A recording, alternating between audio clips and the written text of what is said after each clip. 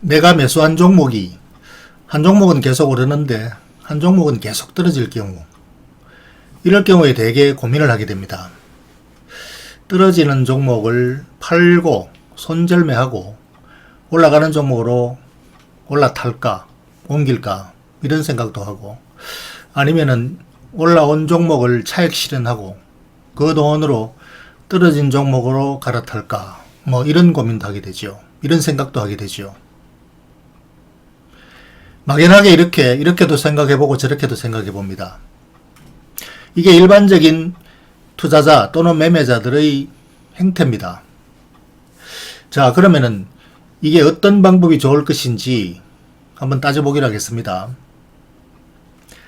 대개 매매자들의 경우 먼저 매매자인지 투자자인지 대한 구분이 명확하지 않기 때문에 이런 고민들을 많이 하게 되는데, 나중에 조금 있다가 그것은 다시 한번 점검하기로 하고, 일단 매매자의 경우에 해답은 분명합니다. 매매자들은 오르는 종목은 계속 오른다고 생각합니다. 그리고 떨어지는 종목은 계속 떨어진다고 예상하는 거죠. 그렇게 판단해 버립니다. 그게 매매자입니다. 왜냐하면 오르는 종목은 이유가 있기 때문에 오른다. 그래서 사람들이 사고, 그러니까 지금까지 올랐으면 앞으로도 계속 오른다 이렇게 보는 거죠. 또 떨어지는 종목은 이유가 있으니까 떨어진다. 그래서 사람들이 파는 것이다.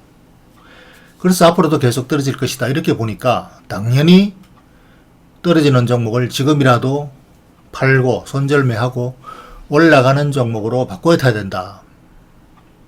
이것이 매매자들의 전형적인 전술입니다. 룰이죠. 그래서 이 룰은 매매자들은 기계적으로 적용을 합니다. 그래서 그렇게 판단이 되는 즉시로 행동에 옮기죠. 그래서 바로 가는 말에 올라타라 이런 격언이 있는 겁니다. 이건 트레이더의 격언입니다. 그런데 이 가는 말에 올라타라는 격언은 갬블의 격언이죠. 도박장의 격언입니다. 도박장의 원칙, 도박장의 룰입니다. 그래서 이 룰대로 적용을 하는 것이 트레이더고 매매자이죠. 그런데 이 행동의 결과는 항상 맞지는 않습니다. 반 맞고 반 틀립니다. 예를 들어서 이 행동을 좀 일찍이 좀 빠르게 판단했다면, 예를 들어서 작년 초에 삼성화재 우선주와 삼성전자 우선주를 두 종목을 똑같이 샀는데 한 3, 4월경에 삼성전자는 주가가 정체에 빠져 있고 삼성화재 주가는 양호하게 올랐습니다. 그래서 이 경우에 정체에 빠진 종목을 팔고 올라가는 종목으로 올라탔더라면 결과는 틀렸죠. 그래서 이 주가의 방향은, 지금까지의 방향은 차트로 분명히 보여주지만 앞으로의 방향은 보여주지 않습니다. 미래의 방향은. 그래서 과거의 흐름이 앞으로도 계속 된다고 보고 그렇게 행동을 옮기는 것이 트레이드고, 그것은 매매자가 하는 행동이고 매매자의 룰일 뿐입니다. 그래서 그 룰은 매매자라면 또 어쩔 수 없이 지키지만 반 맞고 반 틀린다. 그래서 갬블인 거죠. 이 주가의 방향은 단기적으로는 수없는 변수에 의해서 결정되기 때문에 어떤 정답이 정해져 있는 것이 아닙니다. 어떤 법칙이 있는 것이 아니에요. 그래서 주식은 과학이 아니고 예술이라 그럽니다. 그냥 갖다 붙이기 나름이니까요. 주가는 그렇게 흘러갑니다. 법칙대로 주가가 움직이는 게 아니거든요. 그래서 당신이 투자자라면 이런 매매자의 룰에 따르면 안 됩니다. 가는 말에 올라타는 이 룰에 따르면 안 되는 거죠.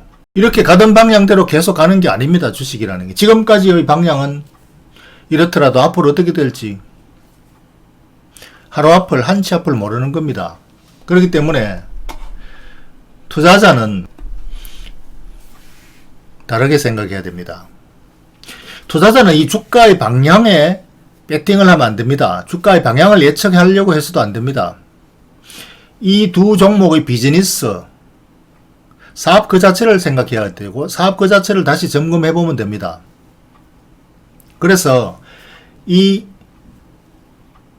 두 종목의 기본이 되는 사업이 지금 경쟁력을 상실했는가, 또는 장기적으로 사업 전망이 불투명해졌는가, 시장이 좀 뺏기고 있는가.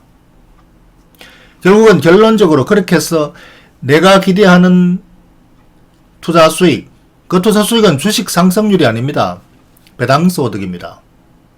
내가 기대하는, 내가 현재 이 산 주식의 가격에 대해서 합당한 배당 소득을 장기적으로 나한테 계속 줄 수 있는지 없는지, 그거를 점검해 보는 거죠.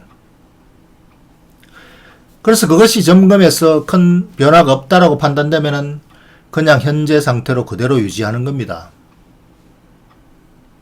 그래서 buy and hold죠.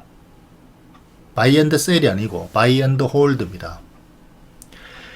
그래서 이러한 사업 구조의 큰 변화, 이런 변화는 그렇게 단기적으로 쉽게 일어나지 않습니다.